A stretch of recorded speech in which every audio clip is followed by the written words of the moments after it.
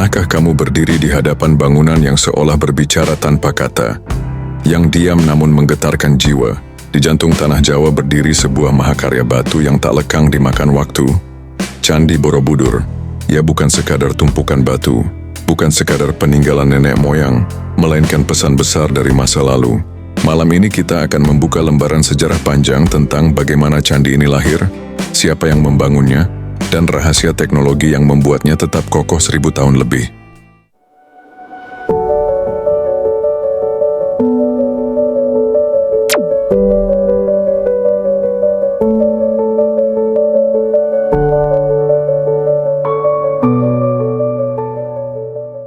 Sekitar abad ke-8 dan ke-9 Masehi, Pulau Jawa berada di bawah kemegahan Wangsa Shailendra. Mereka bukan sekadar raja yang menguasai tanah. Mereka adalah pemimpin yang mencintai ilmu pengetahuan, seni, dan ajaran spiritual. Dari tangan mereka lahirlah ide membangun sebuah monumen raksasa yang bukan hanya rumah ibadah, melainkan peta menuju pencerahan. Borobudur bukan dibangun dalam sehari. Ia adalah proyek raksasa yang menguras tenaga, pikiran, dan waktu selama puluhan tahun. Bayangkan, tanpa mesin modern, tanpa komputer, manusia masa itu mampu menumpuk 2 juta balok andesit menjadi satu bangunan simetris dengan detail ukiran yang begitu halus. Bagaimana mungkin? Pekerjaan dimulai dengan memilih lokasi. Para arsitek masa itu, yang disebut stapati, memilih sebuah bukit alami di Kedu, Jawa Tengah. Bukit ini dipahat, dipadatkan, lalu dijadikan pondasi. Mereka paham tentang struktur tanah, arah mata angin, bahkan pergerakan matahari dan bintang. Lalu disusunlah rancangan candi yang melambangkan alam semesta. Setiap tingkatan bukan sekadar undakan, tetapi simbol perjalanan manusia dari dunia penuh hawa nafsu menuju nirwana. Balok-balok batu andesit dipotong di lereng gunung, dibawa dengan rakit melewati sungai, kemudian diangkut dengan gerobak dan tenaga manusia. Tidak ada semen, tidak ada perikat. Setiap batu diukir dengan tonjolan dan lubang seperti puzzle, disusun rapat hingga mengunci satu sama lain. Teknologi sambungan kering ini membuat Borobudur tetap berdiri meski gempa dan hujan menghantamnya selama berabad-abad. Lebih dari itu, para pekerja menggunakan sistem lereng buatan dan katrol kayu sederhana untuk mengangkat batu setinggi puluhan meter. Pekerja yang terlibat bukan hanya rakyat jelata, ada insinyur yang paham geometri, seniman yang ahli mengukir, dan rohaniawan yang memberi arah filosofi. Ukiran relief sepanjang lebih dari 5 km dipahat dengan cerita kehidupan Buddha, hukum sebab akibat, dan nilai-nilai moral. Setiap panel relief bukan sekadar hiasan, tapi buku batu yang bisa dibaca, yang mengajarkan tentang kehidupan dan alam semesta. Lalu apa rahasia terbesar dari ilmu mereka? Di balik Borobudur ada pengetahuan astronomi yang luar biasa. Arah tangga dan susunan tingkatannya mengikuti 4 penjuru mata angin yang presisi. Ketika matahari terbit di titik tertentu, bayangan candi akan memanjang ke arah tertentu, seakan menunjuk jalan bagi yang memahami isyaratnya.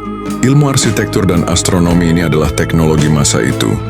Teknologi yang lahir dari pengamatan alam bertahun-tahun. Dan disinilah letak kekagumannya. Borobudur bukan dibangun untuk sekadar memuja.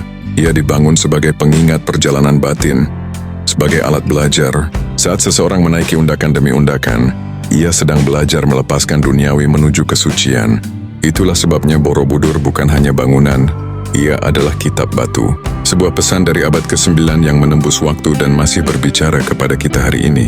Hingga kini, setiap orang yang datang seakan menapak tilasi jejak nenek moyang, merasakan denyut zaman, mendengar bisikan masa silam, dan menyadari bahwa ilmu yang dahulu tumbuh di bumi ini jauh lebih hebat dari yang kita kira. Mereka datang bukan hanya untuk melihat bentuk, tetapi untuk merasakan kebijaksanaan yang dibisikkan batu-batu tua yang abadi. Dan setiap langkah di pelatarannya adalah dialog senyap dengan masa lalu, seolah kita berjalan bersama para pembangun yang tak dikenal namanya, merasakan peluh, harapan, dan doa mereka yang kini abadi dalam bisu batu. Langkah-langkah pembangunan Borobudur adalah cerita tentang kerja keras dan kejernihan pikiran. Setelah pondasi bukit dipadatkan, para perencana membentuk teras demi teras dengan akurasi yang mengagumkan. Bayangkan, tidak ada alat ukur laser, tidak ada komputer, hanya tali, patok, dan ilmu perhitungan yang diwariskan dari generasi ke generasi. Garis demi garis ditarik, lingkaran demi lingkaran dibuat, sehingga lahirlah rancangan mandala raksasa. Mandala adalah peta kosmik, Dan setiap lapisan Borobudur merepresentasikan perjalanan jiwa menuju pusat kesempurnaan. Para pekerja terbagi dalam kelompok-kelompok. Ada kelompok pengangkut batu. Mereka berjalan berhari-hari dari lereng gunung sambil membawa andesit di punggung atau di atas gerobak kayu. Ada tukang pemahat. Mereka mengasah pisau batu dan besi, memahat setiap sisi balok hingga ukurannya pas, tak boleh lebih setebal jari pun. Ada pula ahli penyusun, yang tugasnya menempatkan batu seperti kepingan puzzle raksasa. Batu-batu itu disusun tanpa semen, tetapi saling mengunci melalui sistem tonjolan dan alur. Sebuah teknik cerdas yang membuat bangunan ini elastis ketika gempa mengguncang. Di antara mereka ada para seniman relief. Dengan ketekunan mereka mengukir cerita panjang pada dinding-dinding batu. Setiap pahatan mengisahkan perjalanan Siddhartha Gautama, hukum sebab akibat, kisah kebajikan, hingga pemandangan kehidupan sehari-hari masyarakat Jawa kuno. Relief Borobudur adalah jendela sejarah, menunjukkan pakaian, rumah, kapal, alat musik, hingga teknologi maritim pada masa itu. Ada kapal bercadik besar yang tergambar, membuktikan bahwa bangsa ini sudah menguasai lautan jauh sebelum orang Eropa datang. Untuk mengangkat batu ke bagian atas, mereka membuat tangga kayu, lereng pasir, dan katrol sederhana. Tidak ada mesin uap, hanya roda dan tali. Tetapi dengan kecermatan mereka mampu menumpuk batu hingga puluhan meter ke langit. Keringat ribuan manusia bercampur dengan doa. Karena pembangunan ini bukan sekadar pekerjaan fisik, melainkan pengabdian spiritual. Setiap batu yang diletakkan adalah sebuah niat. Setiap ukiran adalah doa agar kehidupan mencapai keselarasan. Jika kita menyusuri dinding Borobudur, kita akan menemukan lebih dari 2000 panel relief. Semuanya tersusun dalam urutan yang rapi. Dari dasar hingga puncak mengikuti alur perjalanan batin. Bagian bawah menceritakan dunia penuh hawa nafsu. Dunia di mana manusia terikat pada keserakahan. Semakin naik relief menampilkan kisah kebajikan, kasih sayang, pengorbanan, hingga akhirnya mencapai bagian atas yang polos tanpa relief. Kekosongan di puncak itu adalah lambang pencerahan, keadaan di mana jiwa bebas dari semua ikatan. Satu hal yang sering diabaikan adalah bagaimana pengetahuan matematika dan astronomi diterapkan di sini. Posisi Borobudur tidak asal ditempatkan. Para pembangunnya memperhitungkan titik matahari terbit dan terbenam, juga pergerakan rasi bintang. Struktur ini berdiri tegak di garis imajiner antara Merapi dan Sumbing, seolah ingin berkata bahwa manusia, bumi, dan langit adalah satu kesatuan. Pada hari-hari tertentu, bayangan candi menyatu dengan cahaya fajar dan senja, menciptakan pemandangan yang menakjubkan. Bayangkan pula suasana pada masa pembangunan. Desa-desa di sekitar candi hidup dengan semangat gotong royong. Ada yang menyediakan makanan, ada yang merawat peralatan, ada yang berdoa di pendopo bambu. Anak-anak melihat ayah mereka bekerja di lereng. Para ibu membawa air minum. Suasana penuh kehidupan itu melekat pada setiap batu. Borobudur akhirnya berdiri bukan hanya sebagai monumen, tetapi sebagai pusat ilmu. Ia mengajarkan teknik arsitektur, ilmu bangunan perbintangan, dan seni rupa sekaligus. Tak heran jika orang yang datang ke sana seakan dibawa pada masa lalu. Dari dekat, setiap pahatan adalah detail yang menuntut ketelitian. Dari jauh keseluruhan bentuknya adalah gunung batu yang menjulang, seolah lahir dari bumi sendiri. Inilah perpaduan ilmu dan iman yang menjadikan Borobudur tak tertandingi. Ketika Borobudur akhirnya selesai dibangun, langit kedu menyaksikan lahirnya monumen yang belum pernah ada sebelumnya. Ribuan batu telah menjelma menjadi gunung buatan yang indah, menghadap 4 penjuru mata angin dengan bentuk simetris yang sempurna. Pada masa itu, setiap tangga yang mengarah ke puncak menjadi jalan para peziarah untuk merenung. Setiap undakan dipenuhi dupa dan lantunan doa. Bayangkan ribuan orang berkumpul di pelataran. Para biksu berjalan perlahan mengitari candi. Kain jubah mereka berdesir diterpa angin gunung, dan lonceng-lonceng perunggu bergema lembut mengiringi matahari terbit yang menyinari stupa-stupa. Itulah puncak kejayaan Borobudur, sebuah pusat spiritual, seni, dan ilmu pengetahuan. Namun sejarah selalu bergerak. Sekitar abad ke-10 hingga 11, pusat kerajaan bergeser ke Jawa Timur. Gunung Merapi meletus hebat, lahar dan abu perlahan menimbun dataran kedu. Hutan mulai merambat menutup batu-batu, dan Borobudur pun terlupakan. Zaman berganti, agama berganti, hingga berabad-abad kemudian nama Borobudur hanya tinggal bisikan di antara penduduk desa. Candi raksasa itu lenyap dari pandangan, tertutup tanah. Hanya puncak-puncak stupanya yang sesekali terlihat seperti bukit-bukit misterius di kejauhan. Berabad-abad kemudian, pada awal abad ke-19, saat Jawa berada di bawah pemerintahan Inggris, seorang insinyur bernama Thomas Stamford Raffles mendengar cerita tentang bukit batu raksasa di Magelang.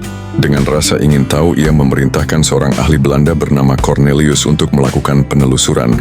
Selama berminggu-minggu mereka dan penduduk sekitar membersihkan semak, mengangkat tanah, dan perlahan-lahan menyingkap batu-batu besar yang tersembunyi. Betapa terkejutnya mereka ketika akhirnya berdirilah di depan mata sebuah monumen batu yang begitu megah. Dunia pun kembali mengenal Borobudur. Sejak saat itu dimulailah upaya panjang untuk memulihkan dan merawat candi. Pada awal abad ke-20 dilakukan pemugaran besar-besaran. Setiap batu dibongkar, diberi nomor, dibersihkan, dan dipasang kembali. Ini adalah pekerjaan yang sangat rumit, karena para ahli harus memahami cara sambungan batu kuno tanpa merusak struktur. Teknologi modern digunakan untuk melindungi fondasi agar tidak lagi digenangi air, sementara dinding dan relief dipelajari agar kisah di dalamnya bisa dibaca oleh generasi baru. Borobudur yang tertutup hutan ratusan tahun kini lahir kembali. Hari ini, Borobudur berdiri sebagai salah satu situs warisan dunia UNESCO. Setiap tahun jutaan orang datang dari berbagai penjuru bumi, bukan hanya untuk berwisata tetapi untuk belajar. Mereka belajar tentang ketelitian, tentang bagaimana nenek moyang membangun dengan ilmu pengetahuan dan hati, tentang bagaimana sebuah peradaban menaruh jiwanya pada batu. Dan bagi masyarakat sekitar, Borobudur bukan hanya kebanggaan, tetapi pengingat bahwa leluhur mereka pernah memiliki ilmu dan kebijaksanaan yang tinggi. Borobudur juga menjadi cermin bagi kita semua. Ia mengajarkan bahwa kemegahan bisa hancur jika dilupakan, bahwa ilmu dan seni harus dipelihara. Namun ia juga memberi harapan, karena meski tertutup tanah selama 1000 tahun, cahaya pengetahuan itu akhirnya muncul kembali. Seperti pesan yang terukir di setiap relief, hidup adalah perjalanan, naiklah setapak demi setapak, bersihkan hati, lihat dunia dari puncak dan temukan kedamaian. Kini ketika matahari tenggelam di balik Gunung Sumbing dan Merapi, candi ini kembali diselimuti cahaya keemasan. Stupa-stupanya berdiri seperti penjaga waktu, mengingatkan kita bahwa masa lalu bukan sekadar kenangan, tetapi sumber ilmu yang tak pernah habis digali. Dan setiap orang yang berdiri di pelataran Borobudur seolah berbicara pada batu-batu itu. Terima kasih karena telah mengajarkan arti ketekunan, kesabaran, dan kejernihan pandangan. Saat angin senja bertiup, bayangan candi memanjang di atas rumput, burung-burung berputar di udara, dan suara hati kita sendiri terdengar lebih jelas. Borobudur bukan hanya benda mati, ia adalah saksi yang terus mengajarkan bahwa manusia mampu menciptakan keindahan ketika ilmu dan jiwa bersatu.